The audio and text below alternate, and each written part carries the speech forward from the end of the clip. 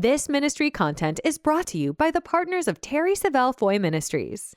Now, I never imagined what a monumental change that doing this would produce in my life and ultimately enable me to live my wildest dreams.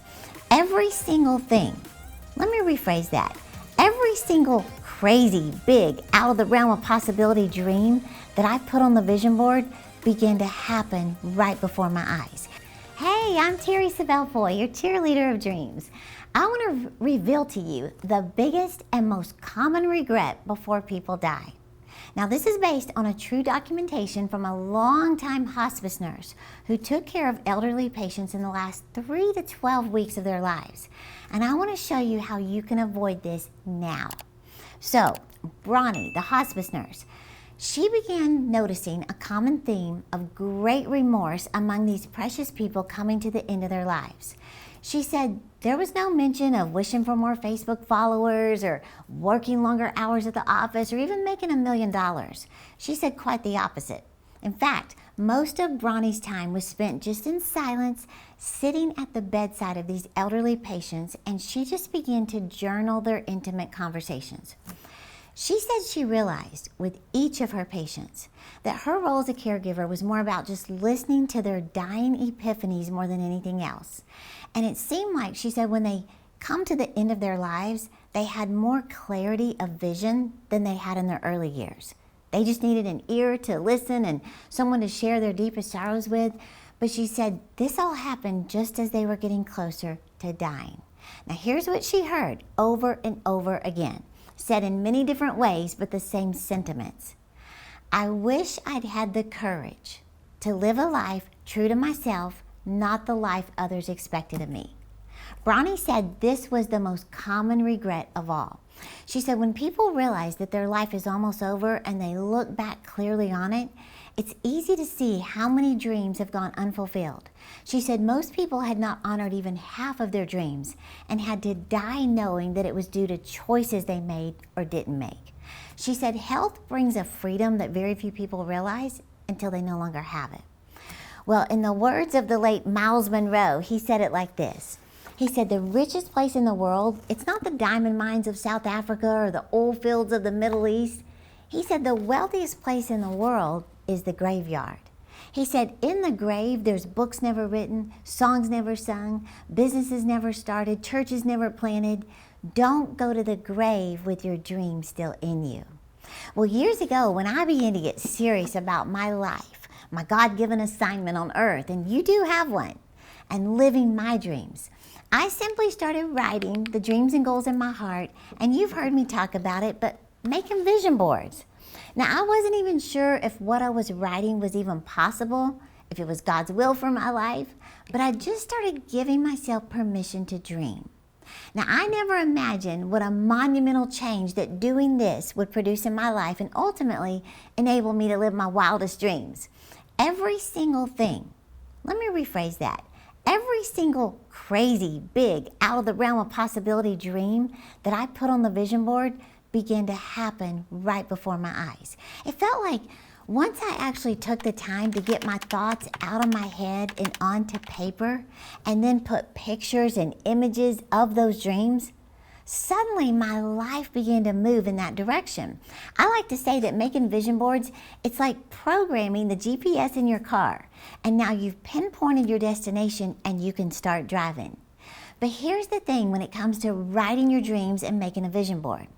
What's simple to do is also simple not to do. Did you hear that? Making a vision board is simple to do, but it's also simple not to do. So it's vitally important that you write your dreams down. Don't leave your goals in your head. In fact, I think one of the most fascinating studies of writing your dreams was done by the 1979 Harvard MBA program. So graduate students were asked, do you have clear written goals for your future? Now look at this, I wrote it down. 3% had written goals and plans. 13% had some goals but never wrote them down. 84% had no goals at all. 20 years later, the same graduating class was interviewed and discovered that the 3% who had written goals were earning on average 10 times as much as the 97% combined. Can you believe this? True study.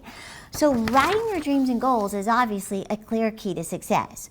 Now, before you make a vision board, I always tell people to write. This is what forces you to clarify what you really want. Because writing your dreams and goals enables you to stay focused. In fact, in the Bible, Philippians 3:15, it says it like this. So let's keep focused on that goal. Those of us who want everything God has for us, it says if any of you have something else in mind, something that less than total commitment, God will clear your blurred vision. It says you'll see it yet. Now that we're on the right track, let's stay on it.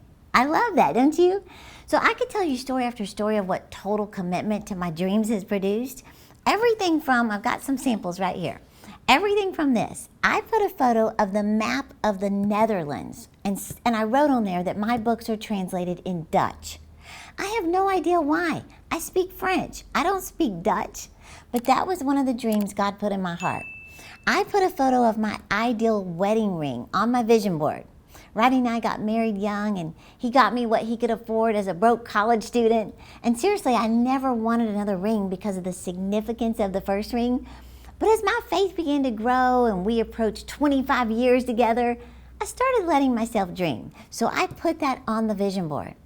I put a photo of the UK, and I wrote that my icing women's event is in England, in London, England.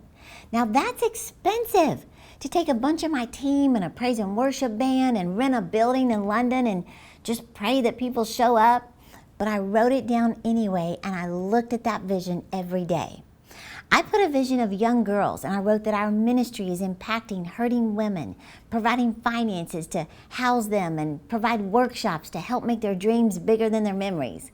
And yes, day after day, I look at these dreams and they look ridiculous. But I'm telling you, you become what you behold. Keep it before your eyes, because we move towards what we consistently see. Well, here's a photo of me in Amsterdam ministering at conferences and releasing my book in Dutch. Here's the night of our 25th wedding anniversary, and Rodney got me the very ring on my vision board. Here it is. You know, I felt like I paid the price to receive this blessing. Okay, I'm kidding. But here we are hosting Icing London at Kensington Hall. It just sounds royal. Where we sold out the place. Women came from 34 nations, and our partners made this possible for it to be paid for. That's a huge thank you, Jesus, and thank you, partners. And while I'm talking about icing, I need to mention we're having Icing Dallas August 30th and 31st. Chad Veach, Olympic gold medalist Carly Patterson, and me. It's here, it's time, and it's time to get your ticket by going to terry.com/icing. You have never seen so many cupcakes in your life. Here's a little cupcake right here. And you will get filled up with faith to go after your dreams and goals. I had to mention that real quick. Okay, and this is gonna melt your heart. Now that we have our own headquarters, we have vision board workshops for local safe houses where girls who were recently rescued from human trafficking are coming to learn how valuable they are to God and how important it is to dream again. So what am I saying today? Don't go to the grave with your dream still in you. I want to help you avoid that right now. So I decided to bring back the online vision board course this week for only $8. The entire online training walking you through how to start, how to set goals the right way, where to put your vision board, who should see it or shouldn't see your vision board. Everything you need from start to finish in the course. Plus you're going to get the ebook and the e-workbook, Dream It, Pen It, Live It, how to make vision boards work for you. All of this for only $8. So just click the link in the description and you can get the entire online vision board course for only $8. You know, the number 8 means new beginnings. So I want you to know I am cheering you on to go after your new beginning and live your dreams. Join us for the Icing Women's Event live experience in Dallas, Texas. This is your time to grow in your relationship with God. Get the biblical tools you need to live your dreams. Be set free from limitations and make 2024 your record-breaking year. Join Terry Savelle Foy along with anointed guest speakers on August 30th through the 31st for an unforgettable weekend that will inspire and motivate you to live out your God-given purpose. Go to terry.com to register for Icing Women's Event today. We can't wait to see you at Icing 2024, the premier women's conference for faith-filled dream achievers.